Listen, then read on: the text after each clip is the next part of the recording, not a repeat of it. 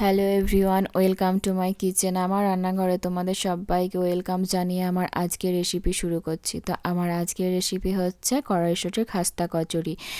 তো চলো শুরু করি আজকের রেসিপি কড়াইশুঁটির খাস্তা কচুরি। তো তার জন্য প্রথমে আমি মিক্সির জার নিয়ে নিয়েছি। মিক্সির জারে আমি দিয়ে দিলাম 7 থেকে 8টা কাঁচা লঙ্কা, আর দিয়ে দেব আদা। ঝালটা নিজেদের পছন্দ অনুযায়ী দেবে, যেমন খেতে পছন্দ করো ঝাল সেইভাবে সেই অনুযায়ী দেবে। আর দিলাম আদা। এবার আমি দিয়ে দিলাম মটরশুঁটি, আর দিয়ে দেবো স্বাদ অনুযায়ী লবণ। এখানে কিন্তু জলের অ্যাড করা যাবে না। আর এটা খুব ভালো কিন্তু একদম ফাইন পেস্ট রেডি করে নিতে হবে। তো দেখো পেস্টটা কিন্তু রেডি হয়ে গেছে, যাতে দানা না থাকে। তো আমি পেস্টটা কিন্তু একটা পাত্রে ঢেলে নিচ্ছি।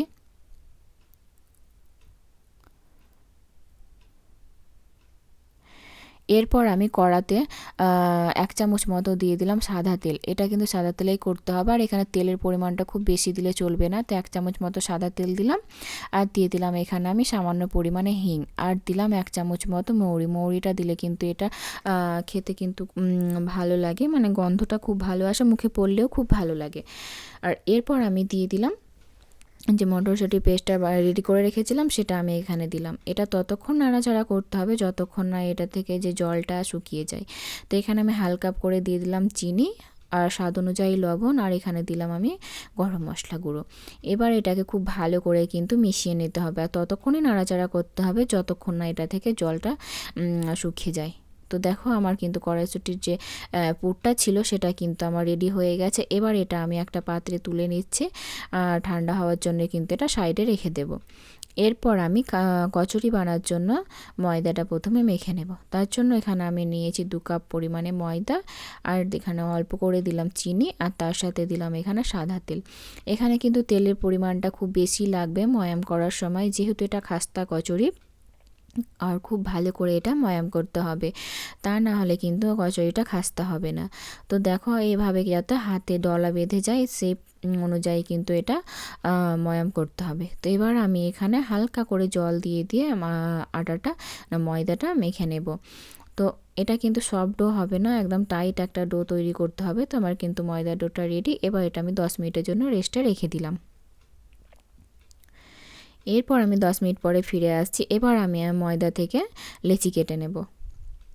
তো যেমন কচুরির সাইজ বানাবে সেই সাইজ অনুযায়ী কিন্তু কচুরির লেচিগুলো কেটে নিতে হবে।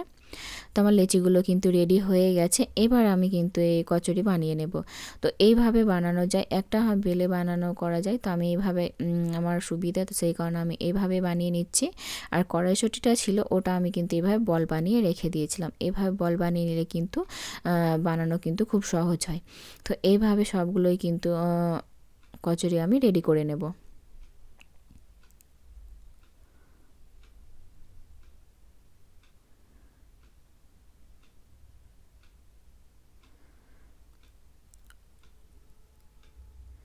তো দেখতে পাচ্ছ কচুরিগুলো কিন্তু আমার রেডি। তো এইভাবে সবগুলো কচুরি কিন্তু আমি রেডি করে নিয়েছি।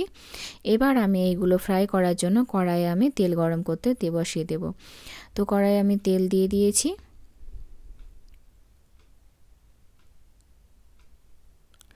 তো তেলটা কিন্তু আমার গরম হয়ে এসেছে। এখানে কিন্তু খুব বেশি গরম, একদম হিট, তেলটা কিন্তু খুব বেশি গরম করে কিন্তু কচুরিগুলো দেবে না। তেলটা আমার এখানে হালকা গরম হয়েছে, তারপর আমি কিন্তু কচুরিগুলো ছেড়ে দিলাম। তো এভাবে কিন্তু হালকা করে একটু নাড়াচাড়া করে দিচ্ছি। দেখতে পাচ্ছ একটু কালার চলে এসেছে। আর কচুরিগুলো ভাজার সময় কিন্তু গ্যাসটা একদমই মিডিয়াম লোয়ে করবে, নইলে কিন্তু ভেতর থেকে খাস্তা হবে না। তো তারপরেও কিন্তু আমি কিছু কচুরি ছেড়ে দিয়েছিলাম। তো কচুরিগুলো আমার ফ্রাই হয়ে গেছে, এগুলো কিন্তু আমি তুলে নিলাম।